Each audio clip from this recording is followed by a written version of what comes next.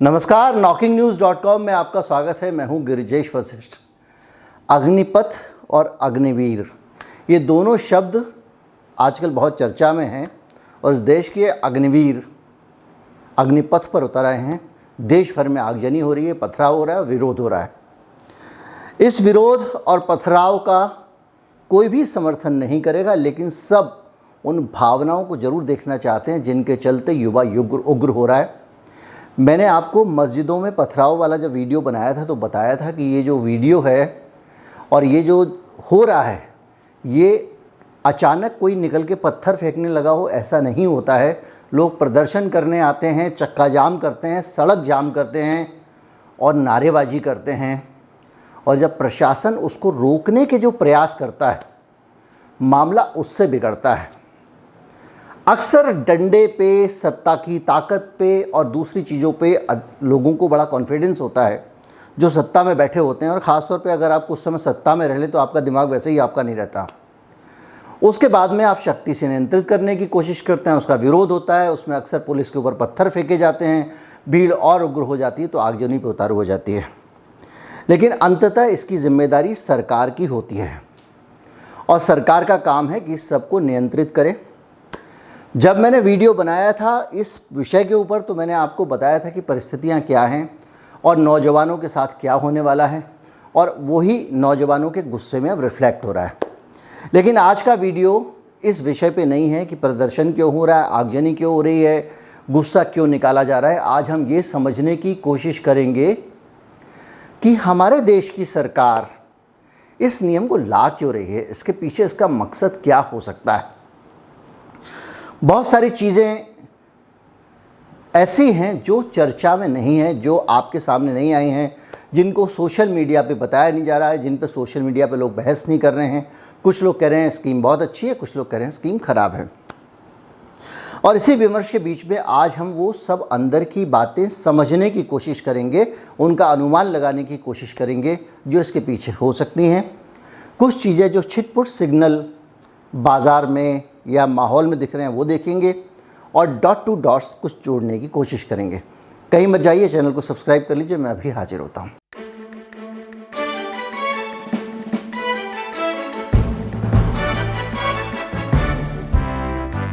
आज जो कुछ हो रहा है आपके आसपास आप देख रहे हैं, इस सब के पीछे भी कहीं ना कहीं कांग्रेस की भूमिका है।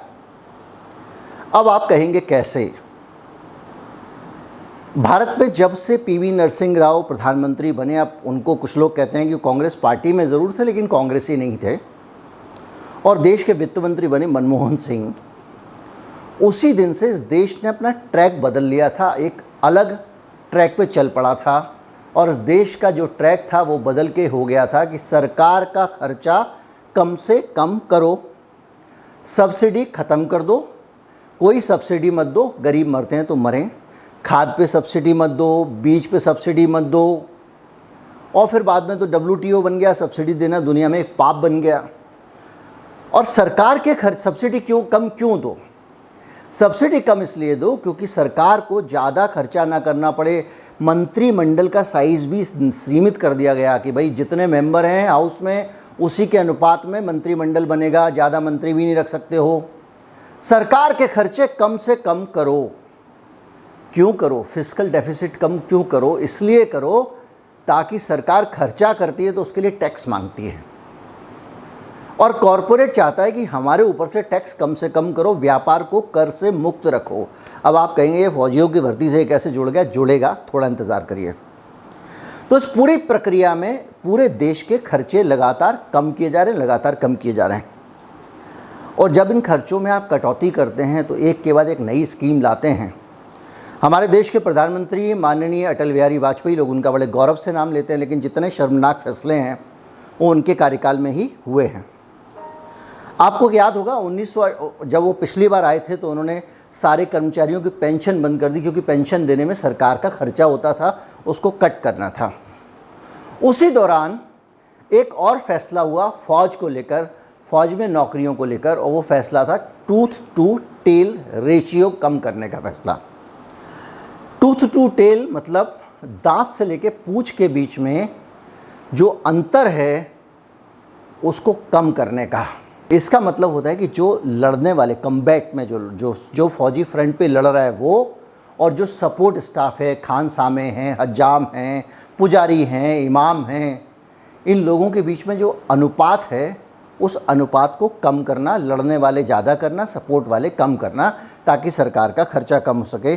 शीत युद्ध चल रहा था तो ये टूथ टू टेल रेशियो जो है 1:1 का था, यानी 1:1। जो फ़ौजें हमारे यहाँ पे जो लड़ रही थी, वो जो वहाँ पे युद्ध की ड्यूटी में थी और सिविलियन ड्यूटी में थी, वो बराबर थी। और शांति काल में ये माना जाता है कि वो कम्बैट करने वाले फ़ौजियों की ज़रूरत क्या है, इसलिए उनको कम किया जाए, और करते करते वो रेशियो कम हो गया। लेकिन उसको घटाया नहीं जा सका था, क्योंकि लगातार हमारे देश में कुछ कुछ ऐसी परिस्थितियाँ आती रहीं। कुछ लोगों का कहना है कारगिल हो गया, उसके बाद में दूसरी चीज़ें हो गईं, कुछ सेना में उच्च स्तर पर अधिकारी ऐसे आए जिन्होंने उसको सपोर्ट नहीं किया। एक तो थ्योरी ये है कि सरकार में जो अनुपात है सैनिकों का वो कम करने की कवायद थी, ताकि सरकार का बजट कम किया जा सके और कॉरपोरेट पे टैक्स का बोझ कम हो, इसलिए ये किया गया। ये हुई एक थ्योरी। दूसरी थ्योरी ये है कि इस देश में लगातार पूंजीपतियों को और ज़्यादा सुरक्षा देने की ज़रूरत महसूस की जा रही है, और ये ज़रूरत महसूस इसलिए की जा रही है क्योंकि लगातार इस देश में विषमता बढ़ रही है। मैंने कई वीडियो बनाए हैं, आपको बताया है, और बहुत सारी इंटरनेशनल रिपोर्ट्स आई हैं, जिन रिपोर्ट्स के मुताबिक भारत में गरीब और गरीब होता जा रहा है, अमीर और अमीर होता जा रहा है। और हाल का जो कोरोना का एक पूरा अभियान चला था, उस अभियान में गरीब को और गरीब बना दिया गया, अमीर को और अमीर बना दिया गया, और सारे के सारे लोगों की दौलत बहुत बढ़ गई, चाहे वो अडानी हो या अंबानी हो। मैंने आपको बताया था कि इस पूंजीवादी व्यवस्था में लगातार अमीरों की दौलत बहुत बढ़ती चली जाती है और गरीबों का वो पूरा धन अमीरों की तरफ ट्रांसफ़र होता चला जाता है। ये आपको मेरे वीडियो याद होंगे। 2022 की जो वर्ल्ड इनइक्वालिटी रिपोर्ट आई थी, उसके अनुसार में भारत में एक और गरीबी बढ़ रही है, दूसरी तरफ समृद्ध वर्ग ऊपर जाता जा रहा है। और इस रिपोर्ट के मुताबिक भारत की टॉप 10% जो आबादी है, उसकी इनकम भारत की कुल इनकम का 57% है। और उसके अनुसार 2021 में 1% आबादी के पास राष्ट्रीय आय का 22% हिस्सा था। रिपोर्ट में बताया गया था कि अब भारत अब दुनिया के उन देशों की सूची में शामिल हो गया है जहां गंभीर असमानता है, शामिल हो गया है। 2022 की रिपोर्ट है जो कहती है कि गंभीर असमानता है। वयस्क आबादी की औसत नेशनल इनकम 2,04,200 रुपये। अगर इस देश में सबकी इनकम बराबर हो तो हर आदमी की सालाना इनकम होगी 2,04,000, लेकिन ऐसा है नहीं। और उसकी वजह है कि 50% आबादी की इनकम केवल 53,000 रुपये है, और टॉप 10% आबादी की इनकम इससे करीब 20 गुना है, 11,66,000 रुपये। यानी कि इतना आबादी हमारे यहाँ पे इनकम में भेद है। और इसमें बहुत सारी चीज़ें थी। उसमें 1% लोग टॉप जो हैं उनके पास कितनी इनकम है, टॉप 1%, बॉटम 1% है उनके पास कितनी इनकम है, इस पूरा हिसाब था। मेरा वीडियो मैं कोशिश करूँगा लिंक लगा दूँ।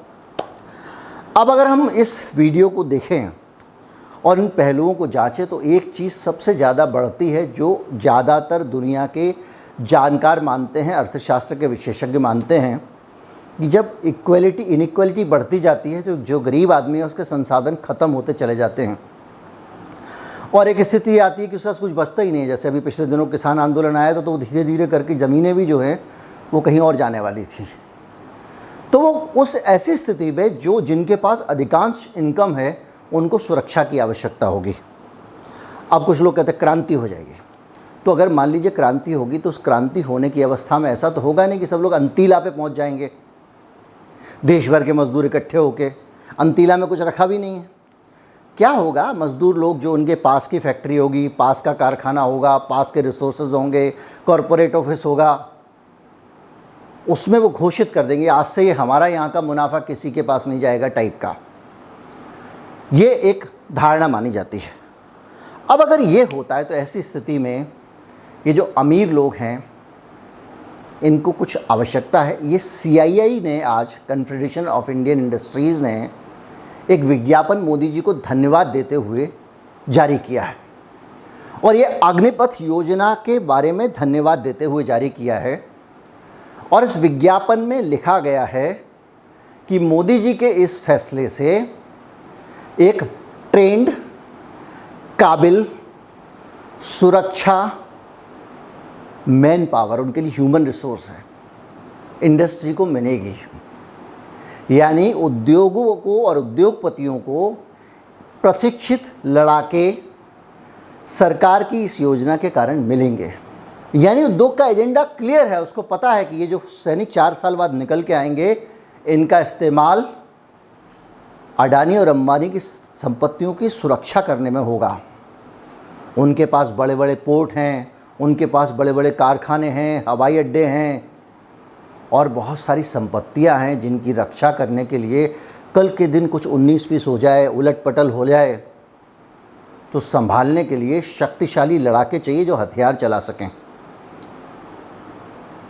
जो सैकड़ों लोगों से अकेले भिड़ सकें। CII का एक विज्ञापन वो ही संदेश देता है। तो हम क्या समझें, क्या आने वाले समय में भारत की सरकार हमारे नौजवानों को 4 साल की ट्रेनिंग देके, मैं 4 साल की नौकरी नहीं, इसको 4 साल की ट्रेनिंग मान रहा हूँ, कि 4 साल की ट्रेनिंग लेके धीरे धीरे कॉरपोरेट को देनी शुरू कर देगी ताकि कॉरपोरेट अपनी हिफाजत का इंतज़ाम कर सकें। एक और शब्द आपने सुना होगा, मर्सनरीज़, बड़ा जिक्र हुआ यूक्रेन वार के दौरान। मर्सनरीज़ मतलब किराए के सैनिक जो अफ़गानिस्तान में भी अमेरिका की तरफ से लड़ रहे थे, जो यूक्रेन में भी जाके लड़ रहे थे और लड़ रहे हैं, जो सिर्फ पैसों के लिए लड़ते हैं, जो अपनी ज़िंदगी को दांव पे लगा के दुनिया के किसी भी देश के लिए लड़ जाते हैं। क्या भारत में एक और मर्सनरी इंडस्ट्री पैदा करने का काम चल रहा है? क्या ये सरकार के एजेंडे पे है कि जैसे ही ये तैयार होगा, क्योंकि नया ये वर्ल्ड ऑर्डर है, इसमें दुनिया कहाँ जाएगी किसी को अंदाज़ा नहीं है, जिनको होगा होगा, तो क्या हम हर 4 साल में एक बड़ा बंच ऐसे लोगों का निकालने जा रहे हैं जो या तो भाड़े के फौजी बनेंगे या अमीरों की संपत्ति की गरीबों से हिफाजत करेंगे, या वो कुछ और करेंगे उस तरह का जो उनको नहीं करना चाहिए, जिसकी आशंका मैंने अपने पिछले वीडियो में बनाई थी। लेकिन इन सारी परिस्थितियों को अगर आप देखें ध्यान से, CII का विज्ञापन कुछ और भी कहता है। वो कहता है कि Agniveers will be a ready talent reservoir for varied domains for administration to supply chain management. प्रशासन से लेके सप्लाई चेन मैनेजमेंट तक अग्निवीर एक ऐसा रिजर्वायर होगा, ऐसी मैन पावर रखी होगी जो उद्योगों को आसानी से उपलब्ध होगी। और जब बहुत सारे अग्निवीर आ जाएंगे, लाखों की तादाद में सड़कों पे आ जाएंगे, तो सस्ती मैन पावर हथियार चलाने वाली उद्योगों को मिल सकेगी। ये इनके दिमाग में है, इनके दिमाग में, ये उद्योगों के ही संगठन है। और ये जो बयान है, ये विज्ञापन है, उद्योगों की तरफ से ही आया है। ये स्कीम कह रही है कि Agnipath scheme creates Agniveers a disciplined and dedicated workforce which shall immensely help the industry। ये एक ऐसी डेडिकेटेड वर्कफोर्स होगी जो उद्योगों को मदद करेगी। इंडस्ट्री इसके लिए धन्यवाद करती है और उम्मीद करती है कि सेना में हाई स्किल वाले अग्निवीरों को भर्ती किया जाएगा, वो नेशन बिल्डिंग के काम आएंगे। नेशन बिल्डिंग का मतलब जानते हैं हम? नेशन बिल्डिंग का मतलब राष्ट्र निर्माण पढ़ने में आता है, लेकिन जो उद्योगपति हैं उनके लिए राष्ट्र निर्माण मतलब उद्योगों को आगे बढ़ाना, उद्योगों का निर्माण, इंडस्ट्री का निर्माण, कल कारखाने बनाना। ऐसे मिलेगी एंट्री लेवल की जॉब, और वो भी मनपसंद जॉब। ये एक ऑडियो बुक है, और ये ऑडियो बुक पिछले दिनों मैंने कुकू FM पे देखी। इस ऑडियो बुक में ये बताया गया है नौजवानों को कि अपनी पसंदीदा जॉब को हासिल करने के लिए उन्हें क्या करना चाहिए। आज चूँकि जॉब का एपिसोड है, इसलिए इस जॉब की बुक की मुझे याद आ गई। कुकू FM पे 4000 से ज़्यादा ऑडियो बुक हैं, और उन ऑडियो बुक्स के ज़रिए आप चलते फिरते, अपना काम करते हुए, दूसरे ज़रिए से आप ड्राइव करते हुए, वॉकिंग करते हुए, साइकिलिंग करते हुए भी ज्ञान बढ़ा सकते हैं। और इसकी कीमत है 4000 ऑडियो बुक्स की 399 रुपये। लेकिन आजकल वहाँ चल रही है एक स्कीम जिसका नाम है हर घर कुक्कू FM, और इस स्कीम में आपको 50% का डिस्काउंट मिलेगा, यानी आपको मिल जाएगी ये 199 रुपये में। इसके लिए आपको एक कोड डालना पड़ेगा, लिंक आपको नीचे मिल जाएगी, उसके ज़रिए आप इस स्कीम का लाभ उठा सकते हैं।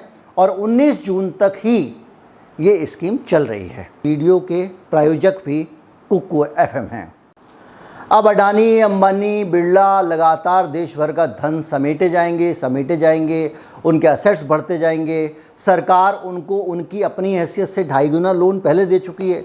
अडानी का लोटा, डब्बा, चाबी तक अगर सारा बेच दोगे तो भी उसका 40% पैसा इकट्ठा होगा, जितना पैसा इस देश की सरकार उनको लोन दे चुकी है। अडानी साहब के पास में जहाँ की चाहो वहाँ की ज़मीनें दे दी जाती हैं।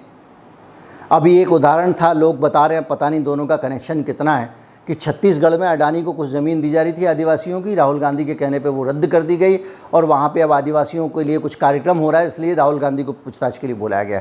ये आरोप लगा है सोशल मीडिया पे, कितना सच है मुझे नहीं पता, कितना अंदर की बात है मुझे नहीं पता। लेकिन श्रीलंका का आरोप, अब तो जिस आदमी ने माफ़ी मांगी थी वो भी मुकर गया वापस, और उसने बता दिया हाँ, श्रीलंका के राष्ट्रपति ने कहा था कि मेरे ऊपर मोदी जी का दबाव है कि अडानी जी को ये ठेका दिला दो पनबिजली का, और इसलिए उसने चिट्ठी लिख दी थी, और चिट्ठी भी उसने लीक कर दी, मैंने डाल दी थी, आपने देख ली होगी। तो जब अब सारी तरफ अंधकार का वातावरण होगा, नौजवान जो देखेगा कि भैया नौकरी वोकरी तो छोड़िए, हमारी तो रोजी रोटी छोकरी सब छीन छान के गिनती के लोगों को दी जा रही है, तो वो गुस्सा निकलेगा। रेल जला रहे हैं, नहीं जलाना चाहिए। वो गुस्सा उन लोगों पे निकलना चाहिए, उस सरकार पे निकलना चाहिए इसने ये सब किया। प्रदर्शन संसद पे होना चाहिए, प्रदर्शन विधानसभाओं पे होना चाहिए, और ज़्यादा आपका मन है तो बीजेपी पार्टी के दफ्तरों पे प्रदर्शन करें, क्योंकि रेल तो आपकी अपनी संपत्ति है। जब बिक जाएगी तब निजी हो जाएगी, तब देखा जाएगा। लेकिन फ़िलहाल निचोड़ की बात ये है कि सरकार अपने खर्चे कम करने के चक्कर में सैनिकों को ही कम कर रही है। माननीय अटल जी इसका उद्घाटन फीता काट के गए थे। दूसरी बात यह है कि जो अमीर और अमीर होते जा रहे हैं, गरीब और गरीब होते जा रहे हैं, ऐसा पहले कई सारे समाजशास्त्री बता चुके हैं, इकोनॉमिस्ट बता चुके हैं, फिलोसफर बता चुके हैं। कार्ल मार्क्स स्पेसिफिकली बता के गया था कि गरीब और गरीब होता जाएगा, अमीर और अमीर होता जाएगा। एक सरवारा वर्ग होगा जिसके पास उत्पादन का कोई साधन नहीं होगा, कुदाल भी अपनी नहीं होगी। अमीर सारे संसाधन ले लेंगे, समाज को कुछ देंगे नहीं। जब समाज में भूखमरी फैलेगी तो मज़दूर हमला करेगा और हक मांगेगा, ऐसा वो लिख के गए हैं, और वो उनकी भविष्यवाणी कई जगहों पे सही साबित हुई है। इसलिए हम ये उम्मीद करते, भारत के में लोग कहते थे ऐसा दिन कभी नहीं आएगा, लेकिन जो उन्होंने कहा था उस हिसाब से गरीब अमीर की खाई तो बढ़ ही रही है भारत में लगातार। और अगर ये खाई बढ़ती है तो भारत का जो मज़दूर गरीब जब अपना हक छीनने जाएगा तो वहाँ पे अग्निवीर खड़े होंगे, उसी गरीब के बेटे वहाँ खड़े होंगे। CII ने जैसी इच्छा जताई है, और जैसा कि दिखाई दे रहा है कि इन बेरोजगारों का आगे जाने वाले समय में क्या होगा। सवाल इस बात का है कि आज सरकार का सारा काम, सारा फोकस, सारा समर्पण कुछ गिनी चुनी शक्तियों के लिए है, और यही विचार का प्रश्न है। उम्मीद करता हूँ वीडियो आपको अच्छा लगा होगा। सोचें और मित्रों को सोचने के लिए कहें, वीडियो फॉरवर्ड करें। नमस्कार, जय हिंद।